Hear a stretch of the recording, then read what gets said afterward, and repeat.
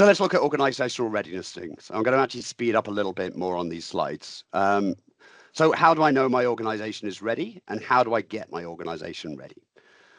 So why do initiatives fail? So a lot of the times the technology is there. There are companies who are very successfully using AI to do work. There are also companies that are very successfully using AI to build tools that can hack into their company. There was this weekend, there was a Reddit thread for one guy who set up a company to do this website. He posted it on Reddit about how successful he was. It was all AI built. He then posted a week later saying, I'm having to shut down my organization because people have hacked it, because he vibe coded the entire system. He didn't bother doing any security checks on it. He didn't bother doing any verification. He didn't do any monitoring. He basically bragged about his success. He built a good tool that people wanted to use, but because he hadn't put the measures in control and in the back end, he failed because he wasn't secure. Don't be that company.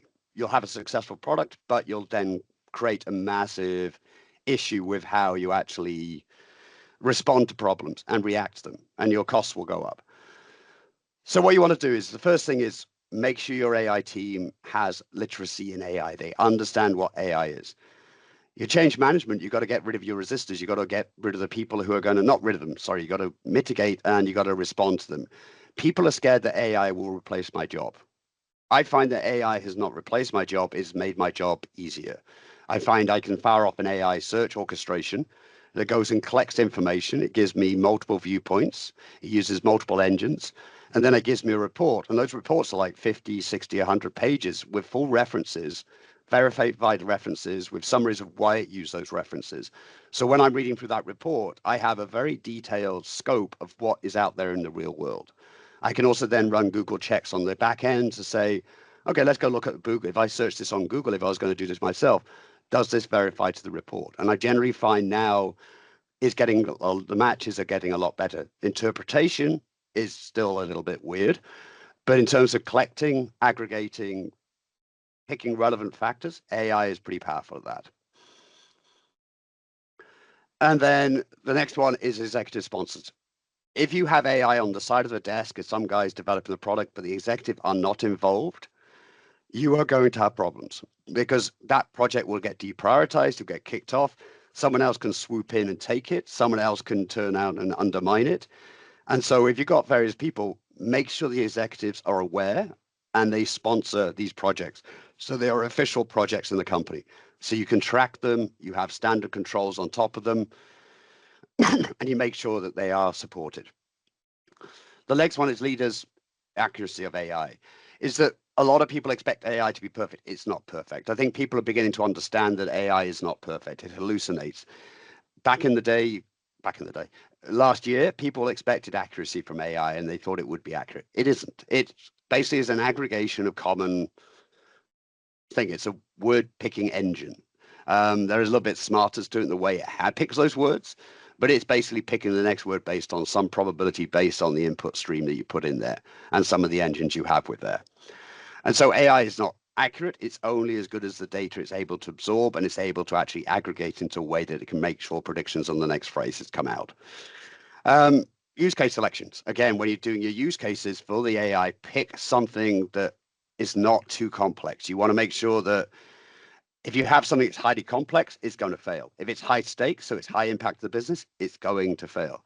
You want to pick for your first use cases something which has good impact on the organization, so it's a net improvement on a current process, a good enough process that the business see that net improvement, but it's not so complex that it actually can potentially break the way the company works.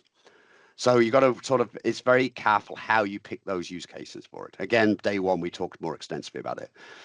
And so what we found is that organizations, they invest for training, do change management communication, are actually far better. So make sure you communicate that you are doing AI to the organization.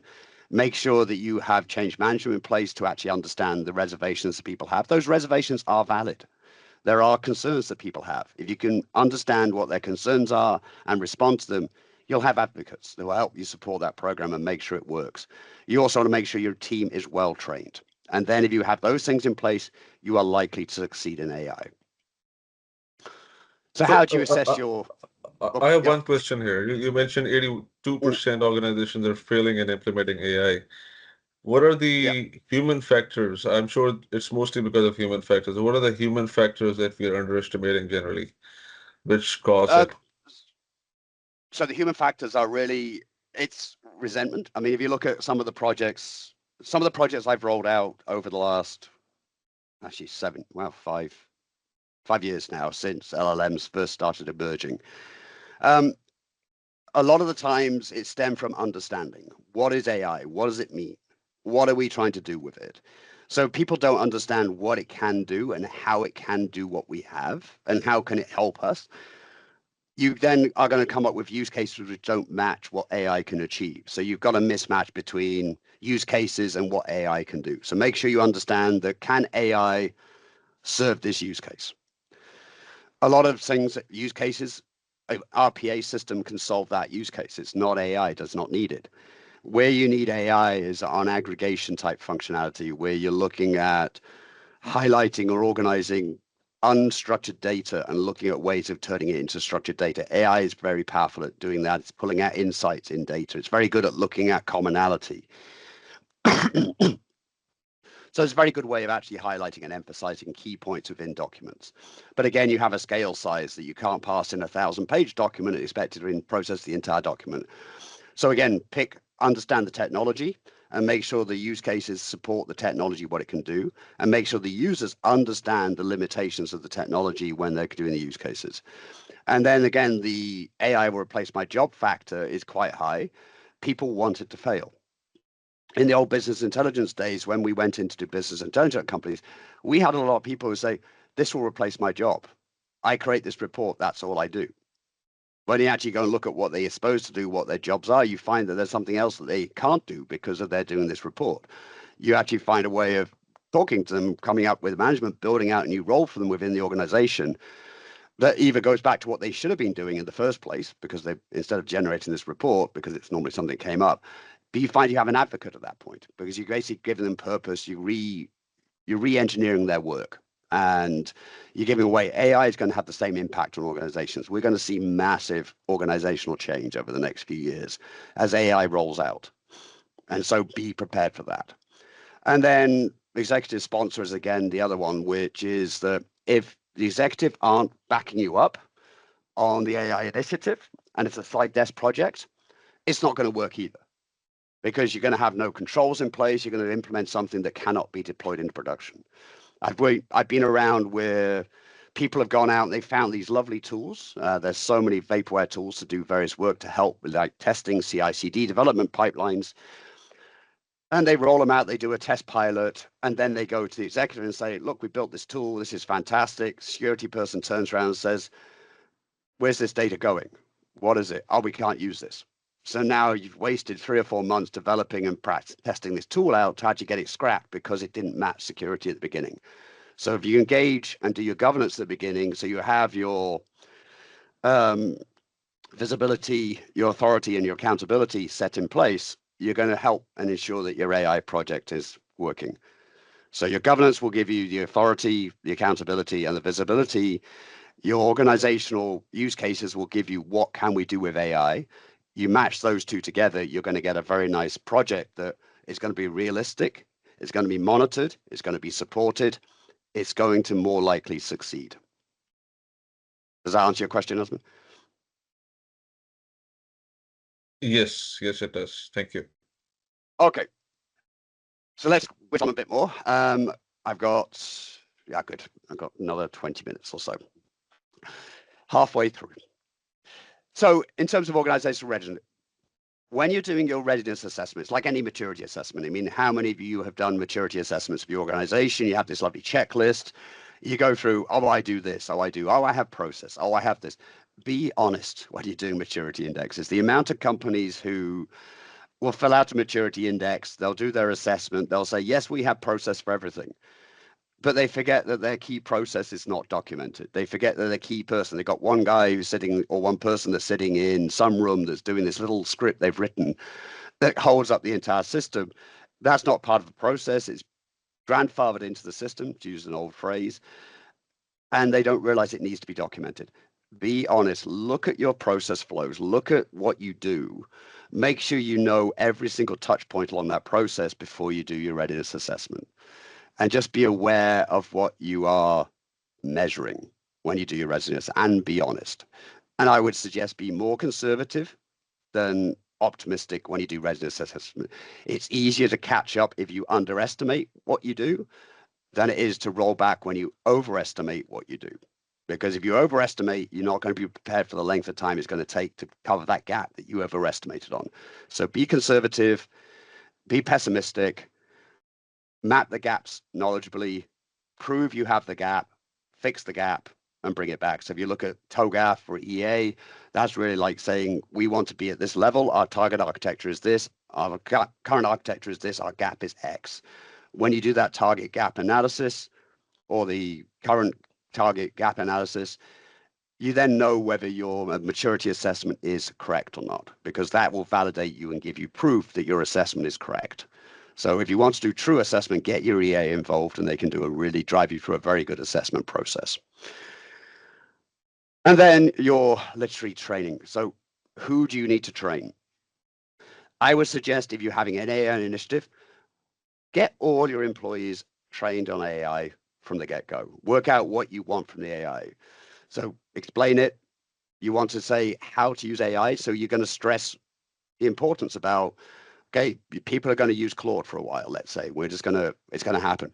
Please don't upload documents that are sensitive data. Don't load any corporate documents up to AI for analysis.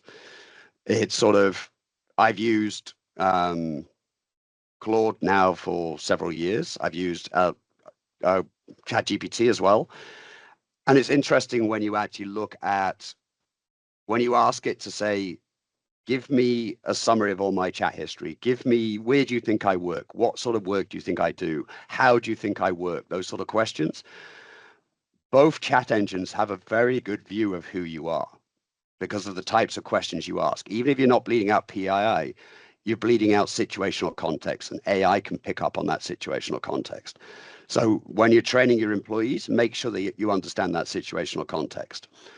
You also want to make sure that you have an AI policy in place. What can we do? What can't we do? That is very important as a boundary to set for the organization. Because when an employee goes and does something, if they've read the AI policy and they still do it, you can then work out why did they do it? What was the reason? You do the remediation, you do the fix, you do the impact analysis, you modify the policy to adapt to that particular constraint. You may need to put governance constraint, you may need to put hardware constraints in place, you may need to put technical constraints, or you may need some managerial constraints in place to fix those gaps. But make sure every employee in your company has an awareness that AI is being used in this organization. These are the remits and these are the boundaries and these are the controls and these are the penalties if you misuse it. Your tier two users, your power users. So these are the people who are going to make AI sing for you. They're really your conductors. They're the guys who are making a nice choir. They're going to produce beautiful choruses. They're going to produce beautiful things out of it. They need to understand a lot more about how to do this well. If they're using something like N8N, or they're using Komodo with some of the plugins, or they're using Power Automate with plugins, Zapier with various maps, LangChain, all these other tools, they need to understand how to set it up for success. What are good ways of prompting? If you do look at Salesforce documentation on Agentforce, they have extensive training trailheads all about prompting and how to set up prompts. That prompt training is actually a really good lesson. So I would look at the Salesforce trailheads for prompt development and prompt using for Agentforce. Even if you're not a Salesforce shop, I would still recommend doing the trailheads for Agentforce because it's going to help you understand how Salesforce use AI, what types of use cases you can use for AI. Can you take any of that IP and apply it to your own systems?